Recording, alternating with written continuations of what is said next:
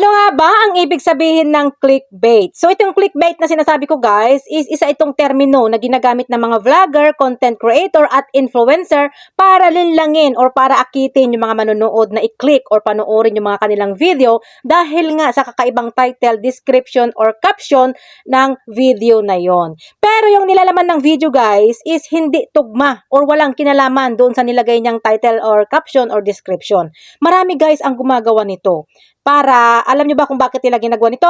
Para dumami yung views at yung mga engagement nila. Which is, hindi po ito maganda. Dahil pwedeng mawalan ng tiwala yung mga audience mo o yung mga manonood mo sa'yo. At pwede ring bumaba ang visibility mo kapag palagi mo ito ginagawa. At kapag na-detect yan ng system guys na gumagamit ka ng clickbait, maaari niyang i-delete ang post mo or i-disable ang Facebook account mo. Kaya mag-ingat-ingat po tayo guys sa paggamit ng ating mga caption na dapat ay related lang doon sa ating mga pinopost. So magbibigay ako guys ng example ng clickbait. So for example, ang nilagay niyang description doon is parang na-shock ba yung kunyari, "Oh my God!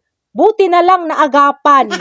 Oh, ganun lang yung description na nakalagay doon. Tapos may emoji na na-shock or nalungkot.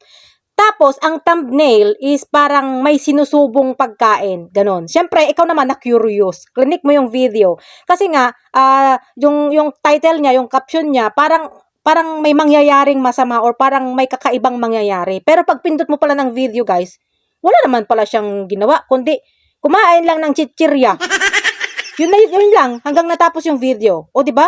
Natapos mo pa talaga yung video dahil nga gusto mong makita kung ano yung mangyayari. Yun pala, clickbait lang. Yan guys, ang dapat ninyong iwasan, ang gumamit ng clickbait. Dahil nga, mapapahamak ang inyong account kapag yan ay ginawa nyo.